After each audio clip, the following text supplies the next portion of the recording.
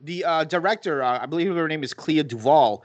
She actually, this movie is basically like her autobiography because this same thing happened to her pretty much. So this was literally her story coming out on camera. Yeah, and the other tone that we get from this, like that I kind of teased a little bit earlier, there's a tone of acceptance, right? In this, not only striving for acceptance, but to also like,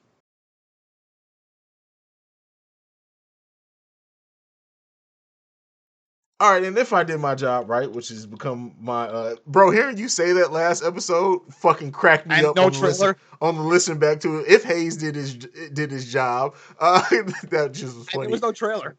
I mean, yeah, I found it. I did play it. This is a trailer. Yo. Yes, it was. Wait, what? Wait, what did we do last week? I forgot. Kahuno. There was no. Go back and check it. There's no trailer. There is a trailer, bro. I put it in there. I know for a fact I put it in there. We'll talk off screen. Okay. Um, there you completely lost my fucking train of thought. Um, but anyway, so we're here to review Happiest Season. This movie starring Kristen Stewart, Mackenzie Davis, who it took me forever to figure out where the fuck I know her from. She's a chick. Like seeing her like this and not like as a warrior in Terminator was completely fucking different for me. But what overall, bro? Like this is a holiday movie, a Christmas movie. A lot of spirit in this movie. Like it's funny as shit. I'll say that but the undertone, and we'll get into it, of what's in this movie was one that I think a lot of people are going to relate to, and I think that's why you're seeing some of the response from it that you are with people really loving this movie. What was your overall thought on it? So here's my thoughts coming in. Okay. It's a holiday. It's a holiday movie, and it's on Hulu. I'm like, oh my god, really? Mm-hmm. But I was fucking surprised. First of all, can we talk about this cast, bro? This. Don't sleep on this cast. I have At the list all. right here. Kristen Stewart, we already know her. Come on, Yep. we know Kristen Stewart. Mackenzie Davis, we know from Terminator. She was in Turning Point. Daniel Levy, for those who don't know, this guy's a phenomenal actor. His father is Eugene Levy, who's the dad on American Pie, Yeah. and he's in Schitt's Creek as well. He looks just like his fucking dad, which is crazy. He looks just like him. Yeah.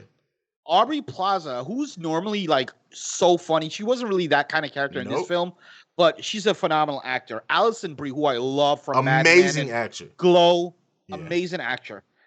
Victor Garber, who I haven't seen in forever. This is Mr. Andrews from Titanic. Yep, and he's in Power a lot. So I know you probably don't watch I Power, the haven't TV seen show. Power. He's in that Right. show a lot, so I see quite a bit of him. But yeah, really great actor. Mary Holland, who is in this movie. I believe it was with Zac Efron, and it's like she's getting married, and the two brothers are trying to get dates for the wedding. It's like something, try to get dates for a wedding. I forgot the name of the movie, but she's a funny actor, and I can go on and on. And there's about another 3 or 4 people. Just a great. When this movie was starting, and they're going through the opening credits, and I'm seeing these names, I start getting more and more excited because I'm like, there's no way this is gonna suck with this type of cast. Not at, bro. This cast. First of all, I don't know the budget for this movie. I don't know if you found it. I know you usually do the research on that, but you would think that that easily a 15-20 million dollar movie just for this, because they're not the like upper echelon of Hollywood A-listers. actors or anything, but this is a really great cast of people who can act their ass off, and I love seeing people who act in comedies because you get a different level of it there. And to set the tone for this movie, so the basis of this movie is that Kristen Stewart's character and Mackenzie Davis' character are girlfriends. One night they're hanging out before Christmas and they're so in love. She's like, "Well, come to me with my family's house," because originally she wasn't gonna go. Kristen Stewart kind of says no, and they go to sleep. They wake up, and Kristen Stewart's like, "No, I'm gonna go with you." Well, Mackenzie Davis's character lied to Kristen Stewart, saying that she came out to her parents when really she didn't. So then, when they're almost there, she kind of informs her that she has to. They just think that she's their friend and that she's not ready to come out to her parents. So they have to play off this whole relationship as if they're just friends and roommates. Which, right there, that's fucking hilarity. And she's like said that she's an orphan. Well, her parents actually did die. So like it just all this like to the drive there. That's before we even meet the parents. But bro, as soon as we meet Harper's mom, which is Mackenzie Davis's, and she's like this so awkward and like you can sleep, bro. This shit kicked into high gear. It was fucking funny from that moment on. What do you think, bro? Yeah, and it's funny you just said those 3 words, but I kept on thinking that the whole time. This movie, I feel like, is sort of like almost a mirror version of Meet the Parents.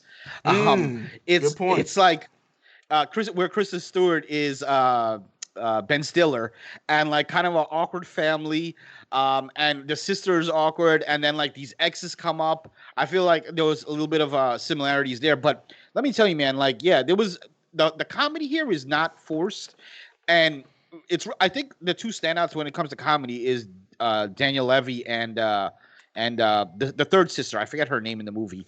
Those two are like the funniest ones in the movie, and yeah, man, just the whole tone of the movie as well. And it's comedy, but then there were also some serious, some serious things as well. So I thought it all tied in really well together. Yeah, and to say the As a matter of, series, go ahead. my bad, the director, I believe her name is Clea Duvall. She actually, this movie is basically like her autobiography because this same thing happened to her pretty much. So this was literally her story coming out on camera.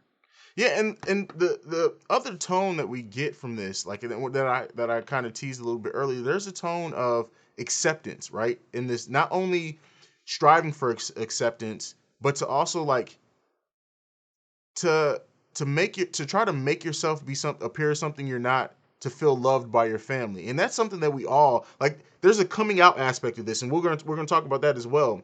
But just the fact of like being in a family and having expectations for as a family and trying to live up to those expectations even when they sometimes don't play into what you want for yourself, I think it's something that most people have had to deal with at some point in their life. Some deal with it earlier than others, some deal with it later than others, but that's something that right there hooks people in. And then when you add in the aspect of like Mackenzie Davis, go ahead, bro. Go ahead before I get too far. Go ahead. My fault. What you just said is perfect because let me run down real quick the family of Mm. five. The father, the patriarch, he's the head of the family, but he's still trying to get that acceptance you were just talking about. Like he wants to be the winner of the family and the one that they're proud of, and as the patriarch of the family. Then there's the mother who her husband is sort of high profile and she has to act all prim and proper, but she sort of just wants to like do her own thing, but she can't because she has to act as this sort of trophy wife for her husband. Mhm. Then you have Mackenzie Davis's character, who is a lesbian, but again, because her dad is sort of high profile, she has to act a certain way. You have Allison Bree's character, who's I believe she's the oldest sister here. So Allison Bree's character, who we don't find this out until later, but she's having issues with her husband, and they're going through a separation slash divorce. But she has to hide that because she's always felt like her parents has always loved Mackenzie Davis's character, which is something that has all I'm sure like you and your siblings have had those debates when you were younger, like, oh, they like you more, they like me more, etc. It's something that happens with siblings.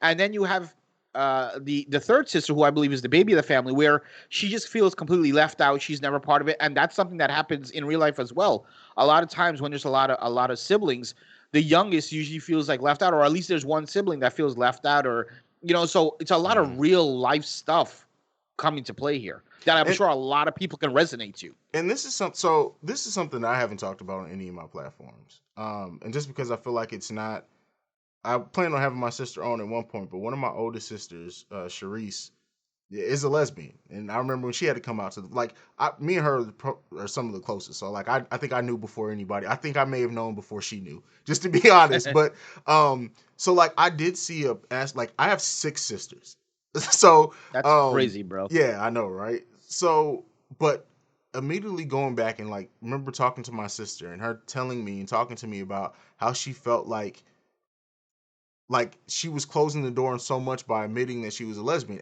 Would she'd never have kids that are born from her, which isn't necessarily true. We live in fucking 2020. So like, Right. and I remember her saying, "Well, what do you think mom's gonna think about this?" And I said, Mom loves us. Like I think we can honestly, anything less than being a murderer, I think we're good. Hmm. So I just remember that conversation, and so it put me back in that mindset of like I can never put myself in her shoes and know what she was feeling, but it just made me remember of like that theme of, even though this is your family, these are the people that love you the most, that you still worry about how they're going to react to something like this. So it really hit home for me on that one, bro. Yeah, absolutely. And I think that's why this, because I was shocked to see um this movie get such high reviews, and not because I didn't feel that way, but because some movies like this that where there's like sort of like LGBTQ type things. Mhm. There's so many haters out there that kind of shit on it and bring down, like they'll go on IMDb or even Rotten Tomatoes and they lower it. But I mean, I did a quick view and IMDb had a 6.8, Rotten Tomatoes had like an 83%.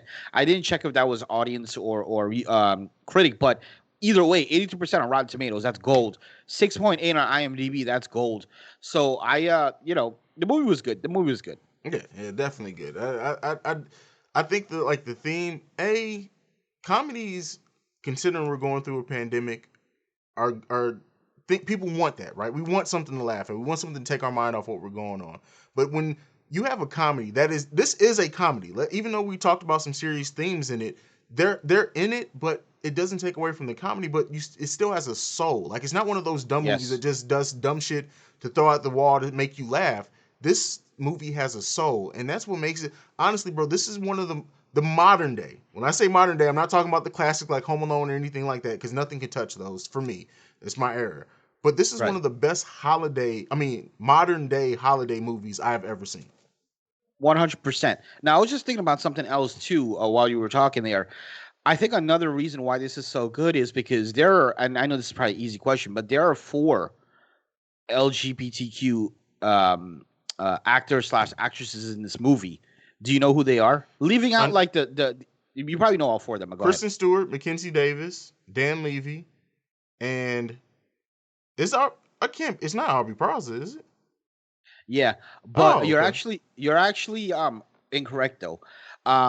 Aubrey Plaza is a lesbian, bisexual. Kristen Stewart is bisexual. Okay. Daniel Levy is gay, and Mackenzie Davis is straight. The fourth person, which I didn't know this until doing research for this film, is Victor Garber, who is Really? openly gay.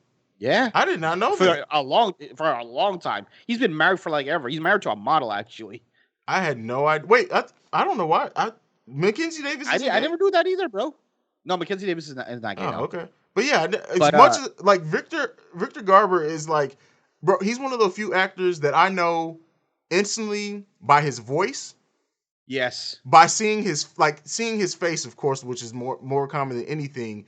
But like, there's a way that Victor Garber has of acting that, again, he's not an A-lister, but I don't. There's nobody else can do a Victor Garber role like Victor. He just has this way that's him. Like, cause I've seen him on like the Tonight Show and stuff. That like a lot of the characters he does is just him, and he's just that guy. Like it's funny. it is. It is. Yeah. Yeah, yeah. So I think for those characters, just this film probably meant a lot as well Mhm. because it's in their space as well. So yeah, that. And as a matter of fact, the director I believe is also either bisexual or a lesbian. I don't remember The which one. the director is Clay Duvall, who also in the movie we just recently she was in The Craft. Yeah, she was in The Craft, Yeah, she was in The Craft. She was one of the high schools. She not one of the main characters, but she was in The Craft. like the original Craft. Yeah, Shit, I don't. I know she was in Faculty. Remember she was in Faculty Faculty. with She was also That's why in they had the picture of John Hartnett in this yeah, film yeah, of Josh Hartnett. That was like a little bit of a throwback. yeah, yeah. She was in. Yeah, so she's Wait a been in second. some films. Okay, maybe she wasn't in. I maybe think what's it? Charmed. I think she had a brief role in Charmed. Maybe that's what I'm thinking about. I always get that Okay, shit confused because Charmed basically ripped off fucking. you sure Um, it wasn't Faculty, no, right? no, I know Faculty. Like I know for a Okay, fact she was in Faculty, but yeah, she had a small role in one of those other ones. But I try to link it to The Craft because I know we just saw The Craft, so I was just like, it's just right. as a funny thing. But continue, bro. What else you got? No, so yeah, and just also the pacing on this movie I thought was really well. There's no points where it's sort of like just stuck, and the drama is great for a comedy. The drama is great because Mhm. Kristen Stewart is planning to propose to her, like you mentioned before, and now Mackenzie Davis doesn't want to come out to her parents, and then they have like this big thing, and then now you have Aubrey Plaza there as well, who sort of went through the same thing with Mackenzie Davis, where Mhm. Mackenzie Davis didn't want to come out, and their relationship didn't work, and just a lot of drama, but a lot of comedy as well. I think the standout, and I've said this 2 or 3 times already, the standout comedian in this one for me is Dan Levy, definitely. Oh yeah, Dan Levy is like if you watch Schitt's Creek, it's fucking he's great in there. He's hilarious. I'm honestly surprised he's not in more things than what he is. I'm pretty sure he will be, but like the thing is, when like Eugene Levy is your dad, he's probably typecasted as like this sort of character now from Schitt's Creek, and then like these types of movies. Yeah, So, that's I don't know, but he does it really well. So I don't even know if I'm using the word typecast right here because maybe that's what he wants. yeah. He wants those type of roles, but yeah, he's a really great Yeah, actor. he's only been in 5 movies, which is really surprising because he's fun. He's naturally just a funny ass dude. Go ahead. You know who else is in this? The dude from he played the ex boyfriend. He was in Ah, he was in the Facebook Killer, which is a Lifetime movie, or the Craigslist Killer. Sorry, he was in the Craigslist Killer, and also he played in that movie or that TV show where it was based off of a movie where like you take the pill, like you take a pill and you can kind of like Oh, Limitless. Yeah, yeah. He was the limitless. main There you character in go. Limitless. What I know him the most for is Shameless. He was in Shameless, which I I haven't love. seen that, but I You heard it's haven't watched really good. Shameless is No, I heard fucking it's super good. amazing, bro. Like just to tell you how good it is, bro. Not like it's been on for what 11 years. I had never watched the episode. I only watched it because of quarantine. It was on Netflix. I started episode 1 within 3 days. I had watched 3 seasons of it. Like legit. How many Every episodes per season? It's like fucking 12 episodes per season. 30 minutes or an hour? I think 30 or 40 minutes. It's an hour on It TV, but they cut out all the commercials. right. So. Is Shameless the one with the guy from Wild Hogs, like William Yeah, H. Macy or whatever? yeah. Oh, okay, yeah, yeah. I've heard great things about that show. Amazing show, bro. Amazing show. But yeah, side note on that. Yeah, right, right. But one of the things that you talked about, like with Aubrey Plaza's character, the fact that she notices what's going on with Kristen Stewart and Mackenzie Davis very early on, I just thought because she's a gay woman, that's what I was thinking is that she's the character is gay, so she's picking up on that they're together. But then as you trickle in and you find out, no, she was actually Mackenzie Davis's, which Harper is her name in the show. She was her first girlfriend, and they were best friends too. And then Mackenzie Davis was so fearful of coming out that she basically denied her in school and everything, and it ruined their friendship. To see again, that just goes back to what we said, that there's so much depth in this. Not only just funny, like it, and that Yeah. you feel that when she's sitting there talking with at one point with her and um, Abby is Kristen Stewart's name. When her and Abby are talking Yes. in that bar, and she's going through it, and like Abby's starting to realize like, oh damn, like this is why you know what I'm going through, and they start connecting that way. It was a great thing to see. Like that's real. That is real life there. Yeah, and that's also an important part of the film because that's the point where Kristen Stewart's like, so basically, this is how we're gonna end too, because we're literally up the same lane, and that's when she sort of starts turning into like not turning, but where she's like, oh, this is probably not gonna happen, and then like the movie sort of turns there into like, okay, she's now gonna shy away, and like we're getting into like the major conflict coming in now. Yeah. And so yeah, a lot of funny things happen. So like I know we're breezing past some of the stuff. We don't do scene by scene here. We like to talk Unless I'm about the hosting. movie. Exactly. We like to talk about the movie. But one thing that I do want to point out here in a story beat that I think is important to how things go. Now, what you said is one, but another one is that we get to the point where there are these twins. It's Harper's sister's kids. They're twins, and they plant something on Abby to make it seem like she stole.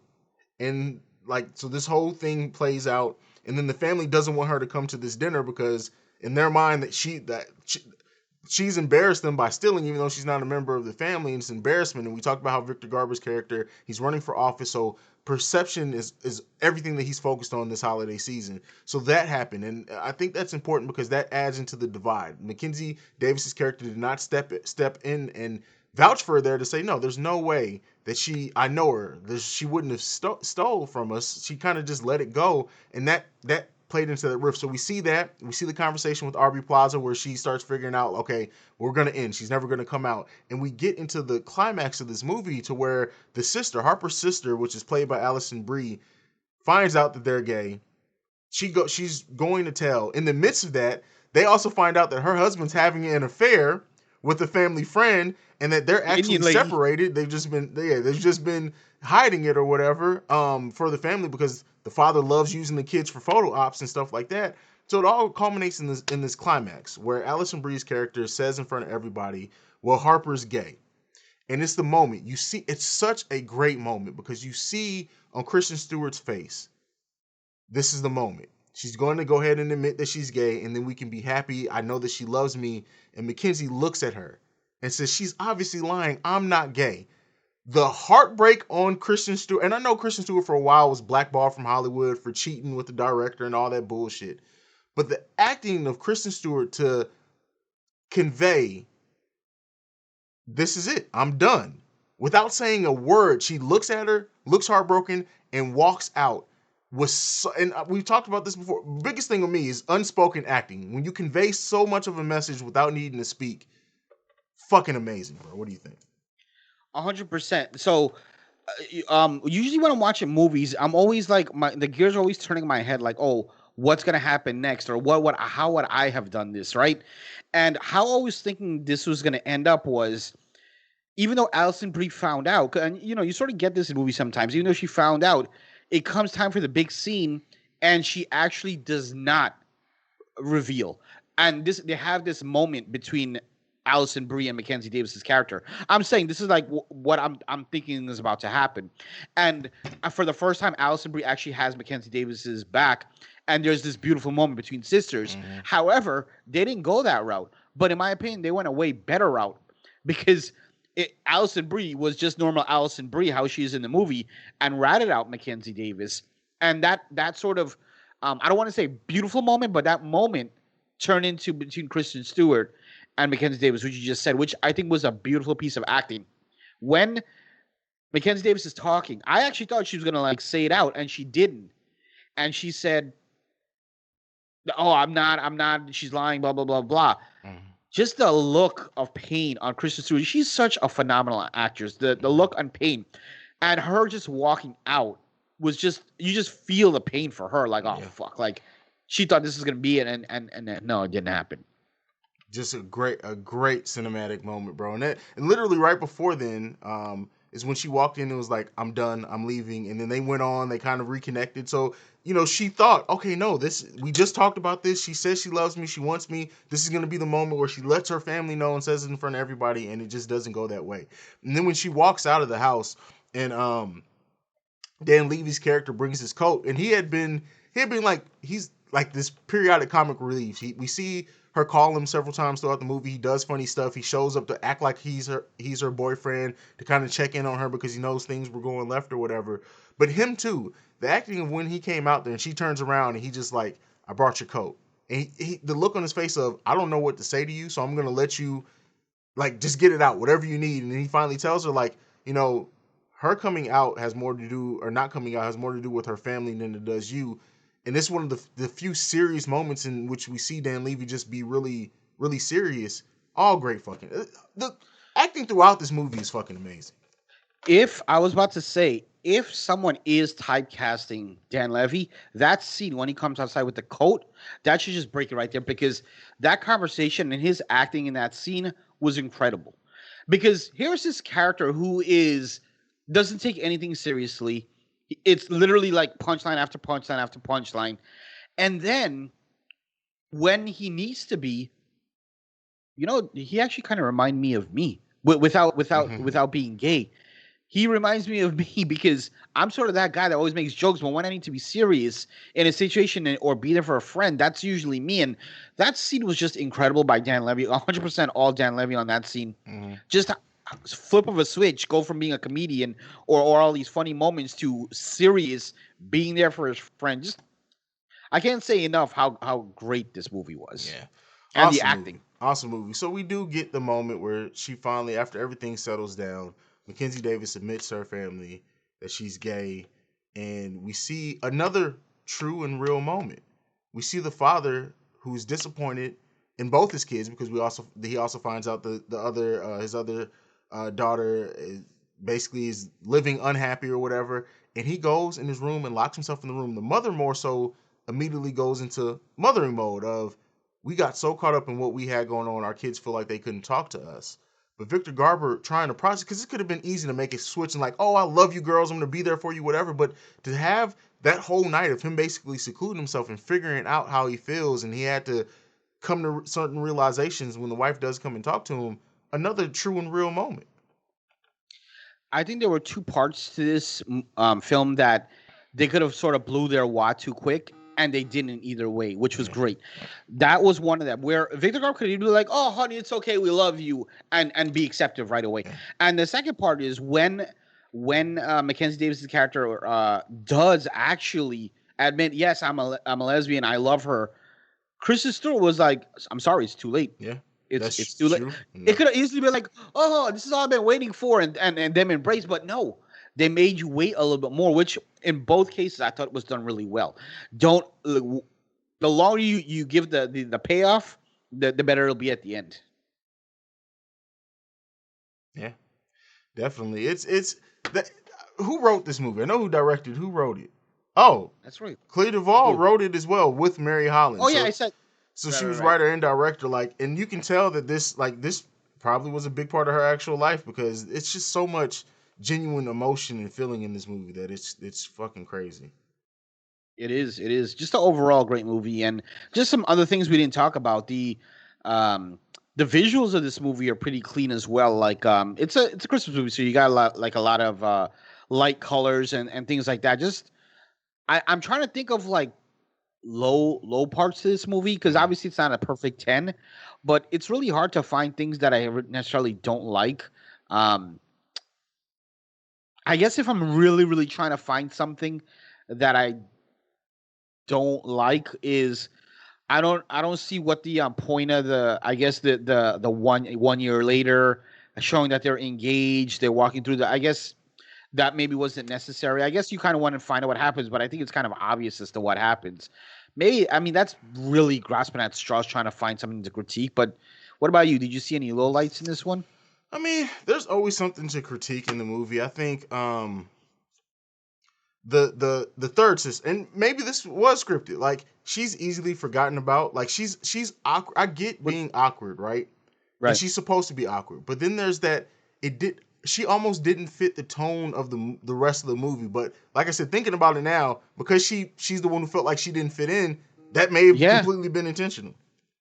And they made her character be quirky because everybody else is sort of like in line with we have to be a certain character, where she was like not necessarily she doesn't give a fuck, but she's just this quirky person that doesn't know anything else. Yeah. She doesn't know how to be anyone else, so she can't put up a facade. She's gonna be her own person, and really, when you think about it, at the end of the movie, to be honest, she's the most successful person because they're going to a book reading of hers where she wrote this book, and it seems pretty successful, and she pretty much turns into like a success story. Yeah. So, I mean, and it's yeah, funny because that's a joke throughout the movie, and I love how like it plays off is that they were like, "Oh, you're still writing that book? God, you've been writing it for like a decade or whatever." And she's like, "Well, it takes a long time to build a universe, XYZ." And then towards the end, like when Victor Garber's saying, his career to be over, she's like, "Well, when my book releases, I'll be taking care of all of us. Don't even worry about it." And it's a throwaway line, but then yeah, the right. book actually releases. It's like a New York Times bestseller. She's going around signing books, Yeah. autographing and shit. Like, it's a great, again, just great writing. Exactly. It's it like you said, it's great writing. I mean, great writing altogether. Yeah, for sure, for sure. Ah, damn, bro. That's really about it. I mean, we did talk for quite a little bit of a while, but I mean, really go see the movie. And I don't use that as a cop out, but we don't do scene by scene here for one. But I think overall, you got the tone. You can hear that we both like the movie, and honestly, and I'd have to go back specifically and look for this. But this has got to be one of the better written movies we've reviewed this year.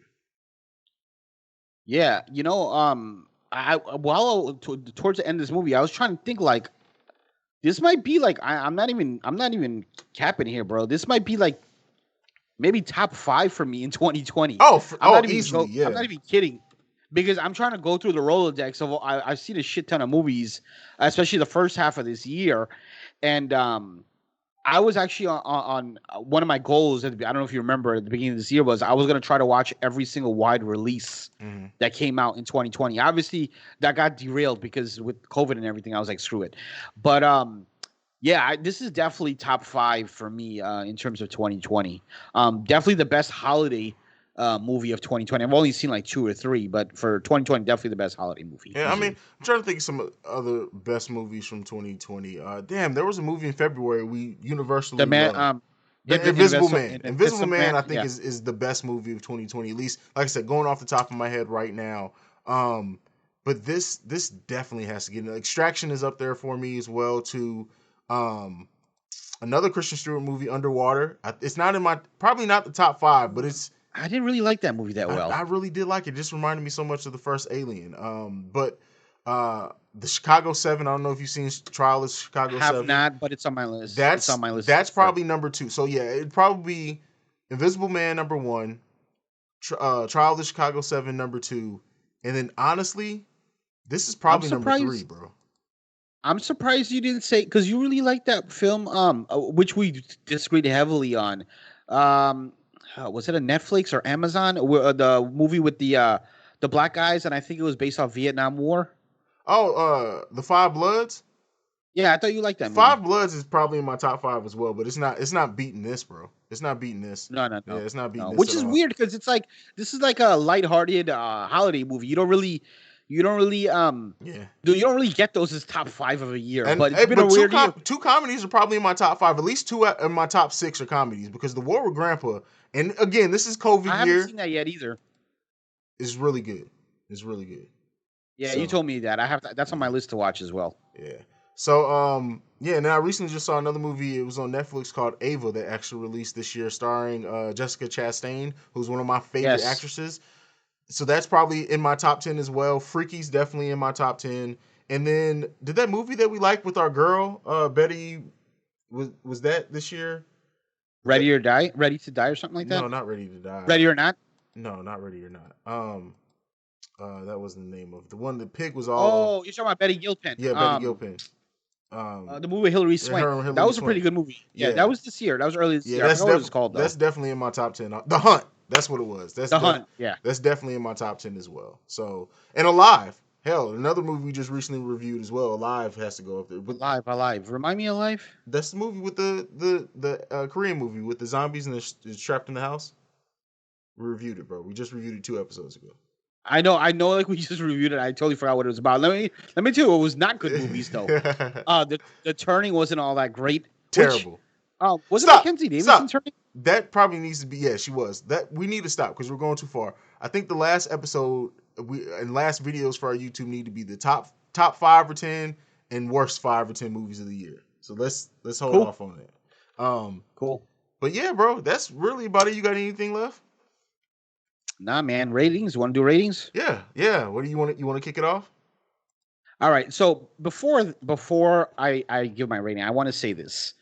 Because I thought long and hard about my rating. I can't speak for you, Haize, but for me, if I give a movie a rating, let's say I give a movie a 7, and I give another movie a 6, that doesn't necessarily mean I think that movie that I rated a 7 is a better movie than that 6, because they could be two separate movies. Mm-hmm. So when I say about what I'm about to say, I just want people to keep that in mind, at least for me and how my grading works. Because I take it for what it is. I look at this as a comedy movie. It's a holiday movie. That's how I'm looking at this. And for me, my rating would be an 8.5. For me, that's a freaking high rating. If you listen to this podcast or watch our videos, that's a very high rating for me. Mm-hmm. There's a lot of good movies that I have not given such a high rating. But I'm taking this for what it is. It's a comedy movie. It's holiday. I enjoyed it. So I'm going with an 8.5. Yeah, I'm going with a 9 on this one, bro. And again, to copy a lot of what you said, like John, everything is based upon the situation in which I watch it in. So a 9 on streaming, if I saw this in theaters and had to pay and do all this, it probably would be close to 8.5. But that, like, and this being a holiday movies are its complete own beast as well. Like, the fact that this is a holiday movie with spirit and a deep message, and it's funny as hell, it doesn't get caught up in those messages where it becomes overly messagey. This is, and all the acting, as we said before, it's all in the fucking review. This is a 9 for me, bro. I think this is the only second 9 I've ever given in this podcast history. But I've watched it 3 times since it came out, bro. That's another thing. The rewatch, we didn't talk about that, but the rewatch aspect of this is very high, because you can rewatch this and it doesn't drag. The runtime is not bad. It's about an hour and 35-ish minutes, Hmm. hour and 36 minutes, something about that effect. So yeah, I mean it's a very smooth watch. Yeah, very good watch. Yeah, great movie, great film. That's it, bro. Go ahead and give me your social media. Let's get up out of here. I can be reached on Twitter at the P1JB. That's at THEP1JB. And you can follow me at CEO Haize, at CEOHAIZE. You can follow us collectively at the Film Bros Pod. You can send us any feedback, questions, comments, concerns, the Film Frequency Pod at gmail.com. Lastly, if you want to join the conversation in the Facebook group, make sure you search the Film Frequency on Facebook. We are the Film Bros, and this week we out. Peace.